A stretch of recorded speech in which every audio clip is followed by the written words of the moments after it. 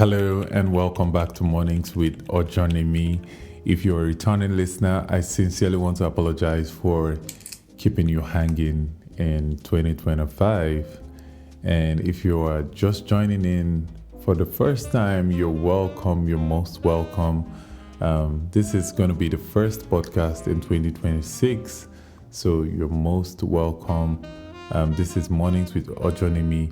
Ensure you get to subscribe and click the notification bell icon so when we make a post or a new update on the podcast, you get notified.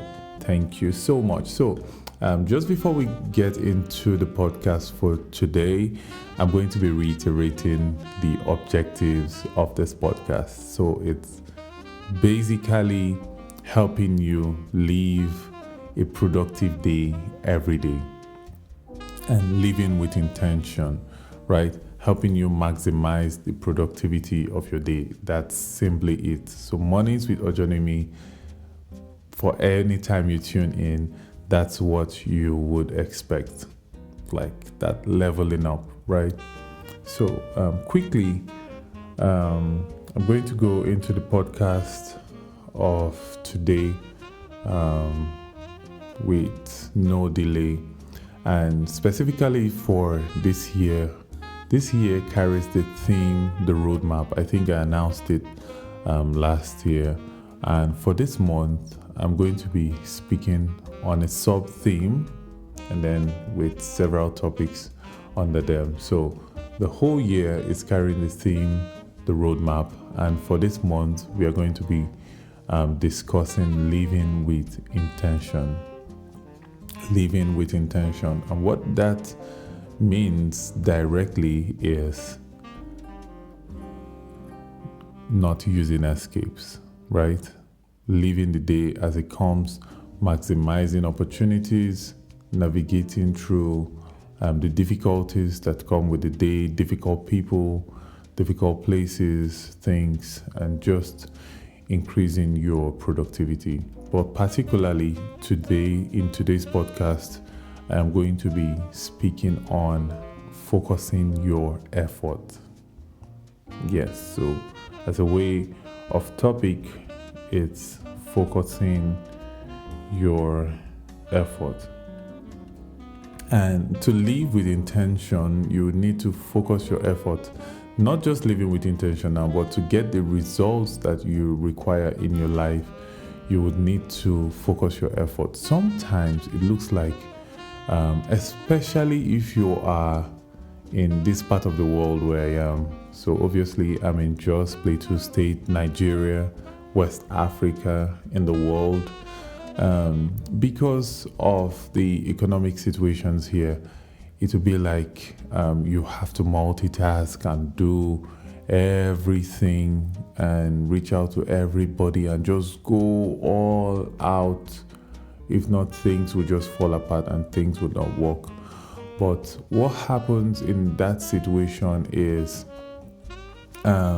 especially when you have a lot of observers, they get to see you engage in several activities and busyness, in quotes, and you see very little results. It's not translating the efforts people see you put in and then the results. Now the reason is most times your effort is not focused to produce results in one of those places. So yes, you have been able to spread your efforts, right? But it hasn't reached the threshold, or they don't get to reach that threshold where they produce results for the various things you're pursuing, right? Maybe like side quests or side hustles and the rest.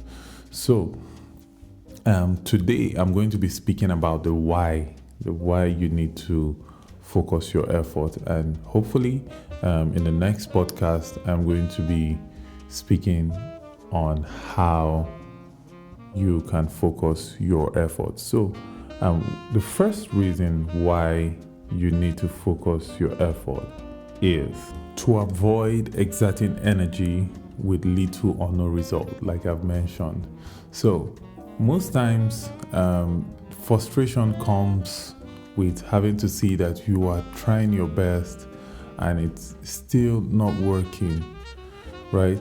But the truth about it is, if you get to focus your energy on that thing, so it's not just focusing your energy on anything that exists. No, there are certain things, and I'm very particular about things pertaining to destiny and should I say talent, purpose. Yeah, so that's what I'm actually emphasizing, that you focus your effort. So true, you might have like giftings and several things you have learned on the side, how to make dresses, how to make hairdos and all that. But then there is something God has created you to do. Yes, and that's what I am emphasizing, that you focus your effort on, right? Now, focusing your effort in that particular area would save you this narration of having to be in a lot of activities and still having very, very little results. Because one of the things that happen is when you spread your efforts across those other aspects, because you don't have so much of strength there, right? You're not able to meet the threshold where you get to produce results that can cover up. Now, one of the things that God told me when I became worried about, the several things I was doing and how do I just manage through? Because I am still a multitasking person, and what God told me was, if I focus my effort on that thing, that purpose which He has created me for, it will be so successful that it will now be able to provide the means to delegate, right? So let's say I need results in other aspects. I would use the means or the results, the returns that have come from my own strength to sponsor those other aspects, or even pay for them or afford them, right? Yeah, so focusing there would help you dodge this aspect of having to exert energy with little or no results. Secondly, your energy is finite. If nobody has told you that, said it to your face, I'm saying it this morning. Your energy is finite. Your physical energy, emotional energy, spiritual energy, whatever energy you have, it's finite. So it's wisdom to focus your energy, because sooner or later you would run low on energy. And it's so frustrating to run low on energy and then find out that you really didn't accomplish much in terms of results. Now, whether or not you run out of energy is inevitable, but when you are in a condition where you have results to show, yes, even in that stage of burnout, you would be encouraged. There are compensations you can see, but it's so frustrating for you to run out of energy and then there's nothing to show, right? So the fact that your energy is finite is one of the major reasons why you need to focus your effort. And then thirdly, focusing your effort, especially in your endeavor, is what produces the little details that gives you a competitive advantage, right? Anybody who is excellent and does things around excellence will tell you that excellence is not necessarily perfection, because perfection is relative. Yeah, there are some things that you would do and then some people will say, wow, this is perfect. And then when you see some other critical people who have eyes for details, will be like, man, there's so much of inconsistency in what you've done. So it is relative, right? Perfection, I beg your pardon, is relative. Perfection is relative. But then what is excellence? Excellence is that little detail that people don't even get to see necessarily, but they feel it is there, right? Because you put in the work, and then it gives you a competitive advantage. So focusing your effort produces these little details in your endeavor that gives you that advantage. And finally, not to drag so much, focusing your effort opens you up to creativity.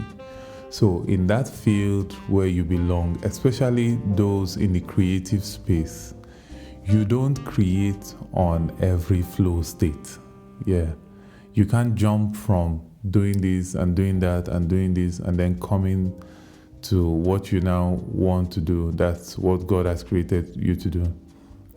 That's with the whole mind juggling and all, and just expect that you will be creative. No. And that's what the world anticipates. They're tired of seeing repetitions of things. They want to see new things, right? In that endeavor. Are you creating music? People want to see new things. Are you a public speaker? People want to hear new inspirations. Even if you are speaking on the same topic, people want to see new light. Now, the new light, the new inspiration and all that comes true primarily from the place of prayer, but there is also a flow state, right, that creates productivity, and that gives you that creativity, that activates creativity. And that flow state, right, is going to come when you focus your effort in concentration. So that's all I have to share in today's podcast. I hope you're inspired. Now, before I go, I have an assignment for you. So it's going to be a quick one and very simple one. So this is something I want you to do. Take a pen and a notebook and write out three outcomes you want to see by the end of this month in that chosen field of yours or that pursuit of yours. If you're a student, write out three things. If it's not school for you now and it's business or work, just write out three things.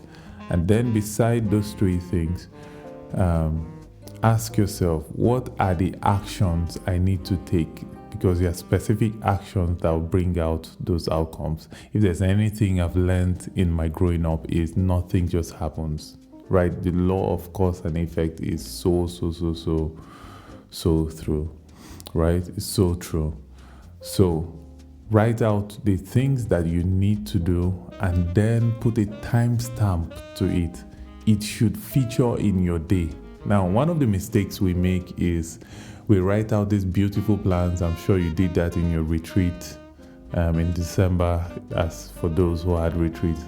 And then when we start out in January, your activities are completely away from what you have written down in terms of expectation. There's no how you start a journey on the wrong road and expect to get to the right destination. If nobody has told you, I am saying it now. The road or the route determines the destination. True, there might be contours on the way, but you know you are on the road, right? You are doing those activities, those things, those action steps that are leading you there. And it's completely is intertwined into your activities of the day, right? When you are able to do that, then you get results. I remain your host, Ojonimi, and this is Mornings with Ojonimi. Hope to see you soon, and bye for now. Thank you.